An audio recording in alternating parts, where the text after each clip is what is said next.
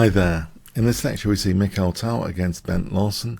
So this is in the 1958 Portoroz Interzonal, round 15. E4 from Tal we see c5, knight f3, d6, d4, c takes, knight takes d4, knight f6, knight c3, and the Sicilian Najdorf, bishop g5, knight bd7, bishop c4, queen a5, so that hits that bishop, and it also means the knight's pinned, so knight takes e4 needs to be addressed.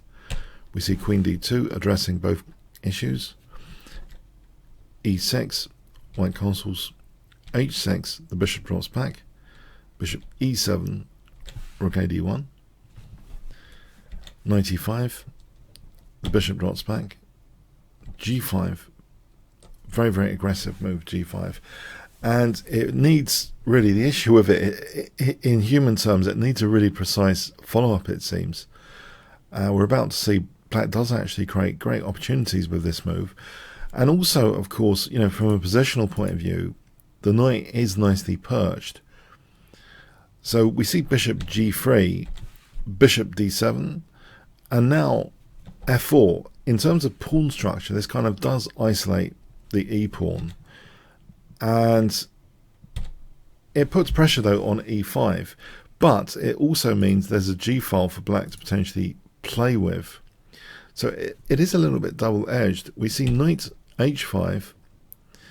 And now the e5 knight is taken. Queen takes is played. This is a very good move. But also it turns out d takes is possible. For example, knight f5, which looks very, very scary, can be addressed with bishop c5 check. And here, casting queenside. So, for example, knight d6 check. Black can actually get a rather decent position, it seems. For example, this continuation with equality. So, but that's not to say queen takes e5 is actually a good move. It just needs the right follow-up. So, king h1, we see, unfortunately, black not using the right follow-up here. It seems as though the crude-looking move rook g8 could be the one to go for. Just use that g-file and put pressure on g2. So, for example, knight f3, queen going back to g7. And it seems here, for example, this situation seems as though black should be fine, even with a small edge. So using, you know, the kind of perks of that g-file with that battery, at least ties white down a little bit passively. We see instead knight f6. Now knight f3 is played here, queen h5. The problem is, if, queen h5 was played, queen c5 seems to be more stable. For example, queen e1, knight g4.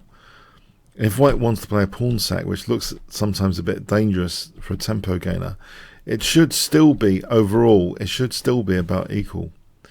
Knight takes e4 alternatively, just loses a piece to queen d3, in case you're wondering, with the knight and queen attacked. Yeah, this is just a way of losing a piece. So it seems though queen h5 is a little bit controversial here, for very, very tactical reasons indeed now. So Tal to play here, guess what is played in this position for 100 points. So white to play here, what would you play? Okay, black's solidity is challenged with e5, giving black a pawn to vacate the e4 square for the tactic now for 50 points. Yeah, knight e4, trying to deflect the knight away from d7. Black castles queenside. There are a lot of concerns now. If black didn't castle queenside, you know, knight takes, we have just queen takes d7 check. But funny enough, this is kind of a razor-sharp continuation after queen takes b7, knight g3 check, and knight takes f1. White would have to play with extreme accuracy here after queen a7.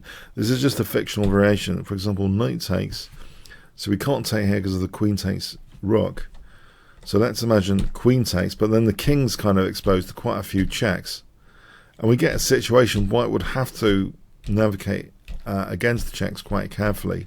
This is just a fictional situation, but eventually it seems that the white king could work its way to the queen side, and then we have an endgame which should be just about be better for white. Black does have scary pawns, but white overall was better. So it is pretty sharp to play knight takes e4 here, actually. But black castled queenside, and now, you know, we associate Mikhail Tal with going for the king, but sometimes there are these big forcing sequences which are totally kind of unexpected, they're kind of magical. You know, maybe part of the magic could be attributed to these long forcing sequences, you know, tempo gainers. So we see actually a very important tempo gainer, it seems. Knight g3, so trying to drag the queen away from e5 to at least get the pawn back. And the pawn is gotten back with tempo again, so we have queen h4. But now there is something quite nasty about this position, funny enough. It's yeah, there is actually a way of winning material. Forget checkmating the opponent's king. It seems, you know, when people maybe are overly worried about being checkmated by Tal, they end up losing in some other horrible way, like losing material. So can you see for 100 points how you can actually win material? Is there a material winning combination here? Okay, queen c3 check. This has a real perk to it. It's not just about the check, it's about hitting the h8 rook. It's an x-ray on h8, and you might think, well, these x-rays, in the hands of us club players, we probably just don't know what we've got and just don't capitalize. But Tal does capitalize on the x-ray, actually. So how does he do that? How does he capitalize on this x-ray?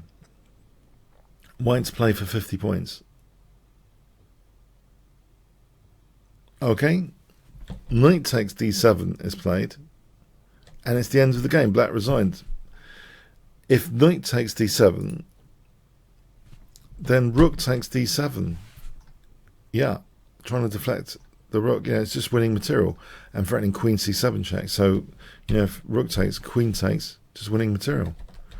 Big material advantage. Yeah, it's quite an unexpected turn of events.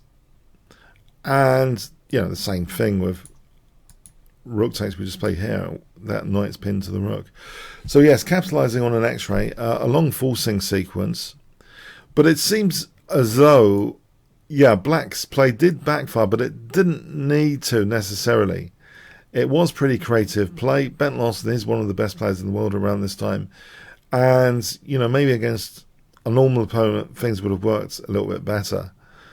But, yeah, black missed the chance to do something with that g-file and goes into a kind of unfortunate tactic. I'm reminded of the Matrix sci-fi, you know, not like this. It seems a rather pedantic way to lose, but it's the nature and brutality of chess. You've got to look after your pieces as well. So if the opponent capitalizes on x-rays, yeah, expect to lose like material. So quite a crushing little material winning combination there from Tal. Something to look out for in our own games. Capitalizing on x-rays and long forcing sequences generally to see what x-rays they can provide us to play with. Okay. Thanks so much. Hi there. Thanks for getting to the end of the YouTube video. If you would like to see other Mikhail Tal games, I actually have an amazing course for Mikhail Tal, which is currently at 4.9 with over 400 students. You can check this out from the Kingscrusher TV page. So Chess Strategy and Tactics, Mikhail Tal's amazing games. You can check out some free preview videos as well here. If you do expand all sections, you can see the preview links to get some free previews. So I hope you do check out this course index and the free previews. So I really had a thrilling time actually checking out Mikhail Tal's games. So yeah, the YouTube video here you saw was just a sample from this course. I hope you check it out. Okay, thanks so much. Oh, by the way, Comments, questions, likes, shares, all appreciated. And if you did get to this part of the video, please do leave some sort of comment like Tal fan. Okay, thanks again.